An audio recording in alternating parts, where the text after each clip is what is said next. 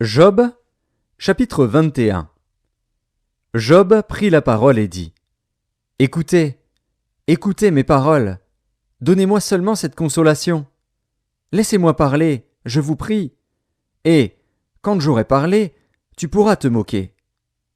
Est-ce contre un homme que se dirige ma plainte ? Et pourquoi mon âme ne serait-elle pas impatiente ? Regardez-moi, soyez étonnés, et mettez la main sur la bouche. Quand j'y pense, cela m'épouvante, et un tremblement saisit mon corps. Pourquoi les méchants vivent-ils ? Pourquoi les voit-on vieillir et accroître leur force ? Leur postérité s'affermit avec eux, et en leur présence, leurs rejetons prospèrent sous leurs yeux. Dans leur maison règne la paix, sans mélange de crainte. La verge de Dieu ne vient pas les frapper. Leurs taureaux sont vigoureux et féconds, leurs génisses conçoivent et n'avortent point. Ils laissent courir leurs enfants comme des brebis, et les enfants prennent leurs ébats. Ils chantent au son du tambourin et de la harpe, ils se réjouissent au son du chalumeau. Ils passent leurs jours dans le bonheur, et ils descendent en un instant au séjour des morts.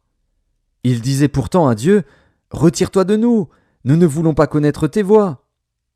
Qu'est-ce que le Tout-Puissant pour que nous le servions ? Que gagnerions-nous à lui adresser nos prières ? Quoi donc ? Ne sont-ils pas en possession du bonheur ? Loin de moi le conseil des méchants. Mais arrive-t-il souvent que leurs lampes s'éteignent, que la misère fonde sur eux, que Dieu leur distribue leur part dans sa colère, qu'ils soient comme la paille emportée par le vent, comme la balle enlevée par le tourbillon ? Est-ce pour les fils que Dieu réserve le châtiment du Père ? Mais c'est lui que Dieu devrait punir, pour qu'il le sente. C'est lui qui devrait contempler sa propre ruine, c'est lui qui devrait boire la colère du Tout-Puissant. Car, que lui importe sa maison après lui, quand le nombre de ses mois est achevé ? Est-ce à Dieu qu'on donnera de la science, à lui qui gouverne les esprits célestes ?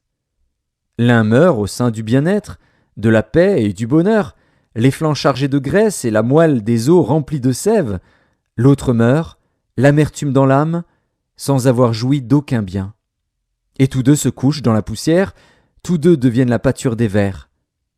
Je sais bien quelles sont vos pensées, quel jugement inique vous portez sur moi. Vous dites : Où est la maison de l'homme puissant ? Où est la tente qu'habitaient les impies ? Mais quoi ? N'avez-vous point interrogé les voyageurs, et voulez-vous méconnaître ce qu'ils prouvent ? Au jour du malheur, le méchant est épargné. Au jour de la colère, il échappe. Qui lui reproche en face sa conduite ?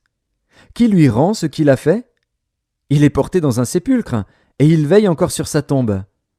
Les mottes de la vallée lui sont légères, et tous, après lui, suivront la même voie, comme une multitude l'a déjà suivi. Pourquoi donc m'offrir de vaines consolations ? Ce qui reste de vos réponses n'est que perfidie.